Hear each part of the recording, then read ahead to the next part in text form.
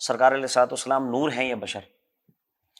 گزارش ہے، سوالات تو بہت سے ہیں اور جس کی جو سمجھ میں آتا ہے وہ سمجھتا ہے کہ یہ بڑا اہم سوال ہے، یہ بڑا اہم سوال ہے۔ تو اس حوالے سے میں گزارش کروں گا کہ دیکھیں سرکار دو عالم صلی اللہ علیہ وآلہ وبارک وسلم کی ذات مقدسہ کا جو معاملہ ہے نا، یہ انتہائی حساس ہے، ٹھیک ہے، اور یہیں آ کر بندے کے ایمان اور کفر کا پتہ چلتا ہے کہ یہ بندہ ایمان میں ہے یا کہیں کفر کی طرف راغب تو نہیں ہو رہا۔ اللہ حضور علیہ الصلوۃ والسلام سے محبت میں کسی قسم کے کوئی کمپرومائز نہیں ہے، ٹھیک یہ ہے۔ بات ذہن میں رکھیں۔ لا یؤمن احدکم حتی اکون احب الیہ من والدی ولدی والناس اجمعین، نبی پاک علیہ السلام خود فرماتے ہیں، بخاری شریف کی حدیث پاک ہے، مسلم شریف کی حدیث پاک ہے، نبی دو عالم صلی اللہ علیہ وآلہ وبارک وسلم نے ارشاد فرمایا کہ اس وقت تک تم میں سے کوئی بھی ایمان والا نہیں ہو سکتا جب تک میں ان کو تمہیں تمہاری والدین سے، اولاد سے، کائنات کی ہر چیز سے زیادہ پیارا نہ ہو جاؤں، کائنات کی ہر چیز سے زیادہ محبت حضور علیہ السلام سے ہوگی تو بات بنے گی۔ اب یہ جو معاملہ نور و بشر کا ہے، یہ معاملہ جو کہ کچھ حضرات کہتے ہیں کہ حضور علیہ السلام نور ہیں، کچھ حضرات کہتے ہیں حضور علیہ السلام بشر ہیں۔ اب یہ جب ایک مطلب مکمل طور پر آپ کسی معاملے میں شدت اختیار کر جائیں گے تو وہ ایک جنگ کی صورت میں آ جاتا ہے، پھر اس میں مناظرے ہوتے ہیں، اور جب پھر یہ کسی بھی طرف جو ہے وہ پائے تکمیل تک بات پہنچتی نہیں ہے۔ میں ناظرین کو واضح بات کر دینا چاہتا ہوں، قرآن پاک میں حضور علیہ الصلوۃ والسلام کی بشریت کے متعلق بھی آیت موجود ہے، اور حضور علیہ الصلوۃ والسلام کی نورانیت کے متعلق بھی آیت مبارکہ موجود ہے، سبحان اللہ۔ اور دونوں آیتوں کا ترجمہ جو ہے فریق مخالف، یعنی جو حضرات حضور علیہ الصلوۃ والسلام کو نور نہیں مانتے، صرف بشر مانتے ہیں، یا صرف جو بشر نہیں مانتے نور مانتے ہیں، دونوں کے مطلب دونوں فریقین کے جو علماء ہیں انہوں نے ترجمہ وہی کیا جو میں ابھی عرض کر دیتا ہوں۔ اب یہ حضور علیہ الصلوۃ والسلام بشر ہیں، اس میں کوئی دو رائے نہیں ہے کہ حضور علیہ الصلوۃ والسلام بشری لباس میں آئے ہیں، حضور علیہ الصلوۃ والسلام کی تخلیق مبارک ہوئی ہے، حضور علیہ السلام کی ولادت باسعادت ہوئی ہے، حضور علیہ الصلوۃ والسلام کے والدین کریمین ہیں۔ اب حضور علیہ الصلوۃ والسلام کو اللہ نے دنیا میں بھیجا ہے، اب حضور علیہ الصلوۃ والسلام حضرت آدم علیہ السلام کی اولاد میں سے ہیں، ابو البشر حضرت آدم علیہ السلام کا لقب ہے، یعنی تمام بشر کی جو ہے وہ والد محترم حضرت آدم علیہ السلام ہیں۔ اب حضور علیہ الصلوۃ والسلام جب جلوہ گر ہوئے تو اب قرآن پاک میں اللہ پاک فرماتا قد جاءکم من اللہ نور وکتاب مبین، تحقیق تمہارے پاس اللہ کی طرف سے نور آیا، وکتاب مبین اور روشن کتاب آئی ہے۔ اب جو اللہ تبارک و تعالیٰ کی طرف سے ہمارے پاس نور آیا، کم جاءکم تمہارے پاس ہے، اب نور سے مراد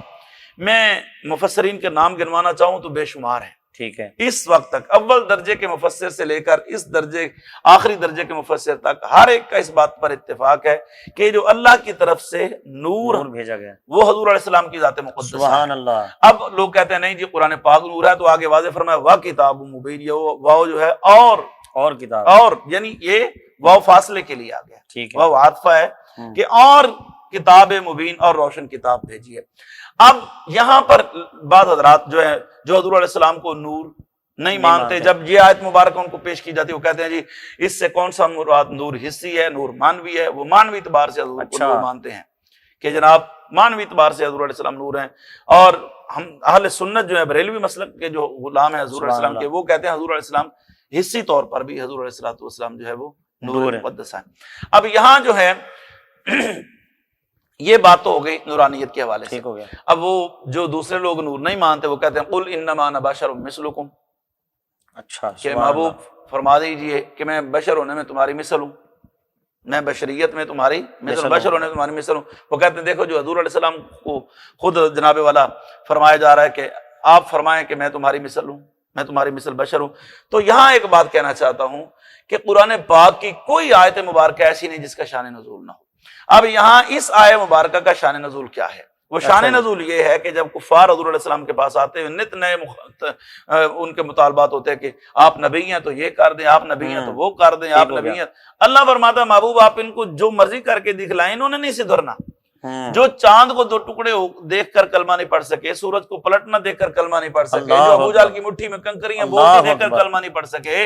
اور جو درختوں کو چل کر آتا ہوا دیکھ کر کلمہ نہیں پڑھ سکے، محبوب آپ ان کے لیے اس پہاڑ بھی سونے کے بنا دیں، کلمہ نہیں پڑھنا، ان کو فرمائیے میں بشر ہونے میں تمہاری مثل ہوں۔ سبحان اللہ، یعنی کہ یہ شان نزول ہے، بشر مثلکم، میں تمہاری مثل ہوں، صحیح ہے، ٹھیک ہے۔ اب جب میں یہ دعویٰ کرتا ہوں قرآن پاک میں کسی ایک مقام پر کہیں بھی آپ مجھے دکھلا دیں کہ اللہ نے فرمایا ہو کہ محبوب ہم نے آپ کو بشر بنایا، آپ کو ان کی طرح بنایا، واضح ہے میرا یہ چیلنج، اچھا جی، کہ قرآن کسی بھی مکتبہ فکر کا بندہ بیٹھا ہو، ٹھیک میں ہے، جواب دینے کا پابند ہوں، ہمارا نمبر بھی اسکرین پر چل رہا ہوتا بالکل ہے، چل رہا ہے، ٹھیک ہے، جی جی، آپ سوال کر سکتے ہیں کہ اللہ نے کہیں حضور کو نہیں فرمایا کہ ہم نے آپ کو بشر بنایا اور ان جیسا بنایا؟ ان جیسا بنایا ہے، ہاں جی، سبحان اللہ، ہاں ہم بخاری شریف میں دکھا سکتے ہیں حضور علیہ الصلوۃ والسلام نے نفلی روزے رکھنا شروع فرمایا لگاتار۔ ٹھیک ہو گیا، اب صحابہ کرام نے جب اب ہمیں تو بتانا پڑتا ہے کہ یہ بھی حضور کی سنت ہے، یہ بھی حضور کی سنت ہے، یہ بھی حضور علیہ السلام کی سنت ہے، اللہ اکبر، تو تب بھی اتنے فضائل خصائص سنانے کے بعد بھی ہم اس سنت کو اپنانے کے لیے تیار نہیں ہوتے۔ صحابہ کو بتانا نہیں پڑتا تھا، اللہ اکبر، ہوتا کیا تھا، صحابہ کرام جو کام حضور علیہ السلام کو کرتے دیکھ لیتے اسی کو وہی اس کو شروع ہو جاتے ہیں، اب اللہ انہوں نے دیکھا حضور علیہ السلام روزے رکھ رہے ہیں تو حضور علیہ الصلوۃ والسلام کو دیکھا دیکھے انہوں نے بھی روزے رکھنا شروع کر دیا۔ اب سارا دن کام کرتے ہیں، واپس آتے ہیں، دن بدن کمزوری چھائی جا رہی ہے۔ حضور علیہ السلام نے ایک دن صحابہ کو فرمایا تمہیں کیا ہو گیا، دن بدن کمزور ہو رہے ہو؟ تو انہوں نے عرض کی یا رسول اللہ صلی اللہ علیہ وآلہ وبارک وسلم فدا کبھی امی، حضور ہمارے آپ کے قدموں پر ہمارے ماں باپ قربان جائیں، ہم نے دیکھا کہ ہمارے پیارے نبی صلی اللہ علیہ وسلم روزہ مبارک روزے رکھ رہے ہیں، تو ہم نے بھی سوچا کہ ہم بھی کیوں نہ روزے رکھیں، تو لہذا دن میں کام بھی کرتے ہیں، روزے بھی ہوتے ہیں۔ تو حضور علیہ السلام مسکرائے فرمایا ایکم مثلی، اللہ اکبر، تم میں سے کون ہے جو میری مثل ہو، تم میں سے کون ہے جو میری مثل ہو؟ واہ واہ واہ، فرمایا یطعمنی ویسقینی، ابیت عند ربی یطعمنی ویسقینی، میں تو رات اپنے رب کی بارگاہ میں گزارتا ہوں، میرا رب مجھے کھلاتا بھی ہے، میرا رب مجھے اللہ پلاتا بھی ہے۔ اکبر، سبحان اللہ، اب صحابہ کرام کی باری ہے تو چیلنج ہے تمہاری مثل ہو، اور کافروں کی باری آئی تو فرمایا ان کو میں تمہاری مثل ہوں۔ صحابہ کرام کو چیلنج ہے کہ تم میں سے کوئی میری مثل ہے ہی نہیں، واہ، اور کافروں کو چیلنج ہے کہ کافروں کو فرمایا میں بشر ہونے میں تمہاری مثل ہوں۔ تو یہ سوچنا چاہیے کہ حضور علیہ الصلوۃ والسلام ہمارے جیسے ہوتے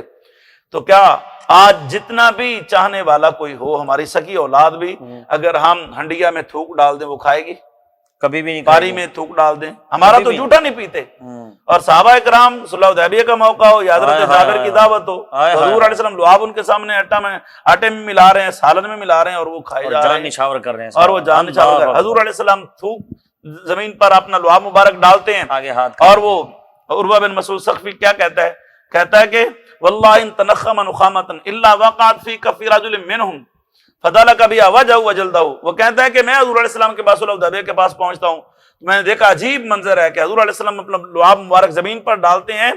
ناک مبارک کی رینٹ مبارک زمین پر ڈالتے ہیں، اللہ اکبر، تو صحابہ کرام ہاتھ آگے کر کے لے لیتے ہیں اور مسلتے ہیں اور منہ پہ ملتے ہیں، اور جس کو وہ لعاب نصیب نہ ہو تو اپنا ہاتھ اس صحابی کے ہاتھوں سے مسلتا ہے جس کے ہاتھوں سے حضور علیہ السلام کا لعاب مبارک رہتا ہے۔ سبحان اللہ، سبحان تو اللہ، اس کا مطلب یہ چلا مطلب یہ ہوا کہ صحابہ کرام حضور علیہ السلام کو اپنے جیسا نہیں سمجھتے تھے، جو محض حضور علیہ السلام کو بشر ماں سمجھتے وہ بھی راہ راست پر نہیں ہے۔ اب اہل سنت کا عقیدہ ہے، اعلی حضرت علیہ السلام علیہ الرحمہ کو غلاموں کا عقیدہ ہے، غزالی اعظم رحمۃ اللہ تعالی کے ماننے والوں کا عقیدہ ہے، حضور بابا فرید کے نوکروں کا عقیدہ ہے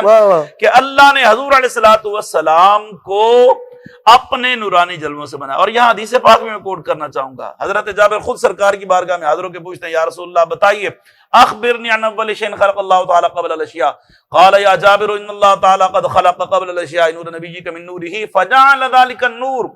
يدور بالقدرۃ حيث شاء الله ولم يكن في ذلك الوقت لوح ولا قلم ولا جنة ولا نار ولا ملك ولا سماء ولا ارض ولا شمس ولا قمر ولا جن ولا انس فلما اراد الله ان يخلق الخلق قسم ذلك النور اربعة اجزاء۔ یہ بڑی طویل حدیث مبارکہ ہے، ابن عساکر نے اس کو نقل فرمایا ہے۔ وہ فرماتے ہیں حضور علیہ السلام کی بارگاہ میں حضرت جابر پوچھتے ہیں یا رسول اللہ فرمائیے سب سے پہلے اللہ نے کس چیز کو بنایا ہے؟ تو نبی دو عالم صلی اللہ علیہ وسلم فرماتے ہیں جابر جی اگر پوچھا ہے تو سنیے، اللہ نے ساری کائنات بنانے سے پہلے تیرے نبی کے نور کو اپنے نورانی جلووں سے بنایا، سبحان اللہ، پھر حضور علیہ السلام کے نور سے ساری کائنات بنی۔ تو جب دونوں طرف احادیث مبارکہ موجود ہیں، قرآن کی آیت موجود ہے ادھر بھی، تو یہاں ہم کہیں گے کہ جب بشریت کی باری آتی ہے تو حضور بشر تو ہیں مگر عام نہیں، افضل البشر۔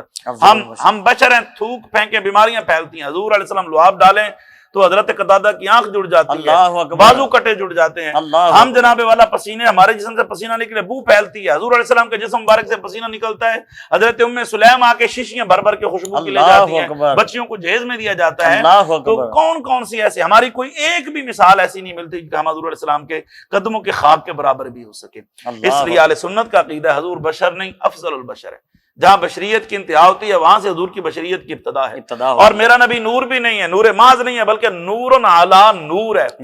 جہاں نوریوں کے سردار جبریل کی بات ہوتی ہے وہاں سے آگے سرکار کا نور مبارک جا رہا ہے۔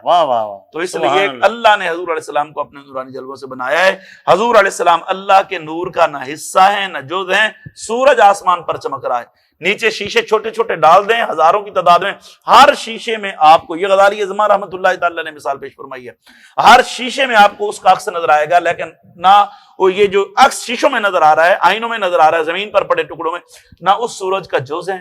نہ حصہ ہے، اس کا عکس ہے، اللہ اکبر، یعنی وہ وہی ہے،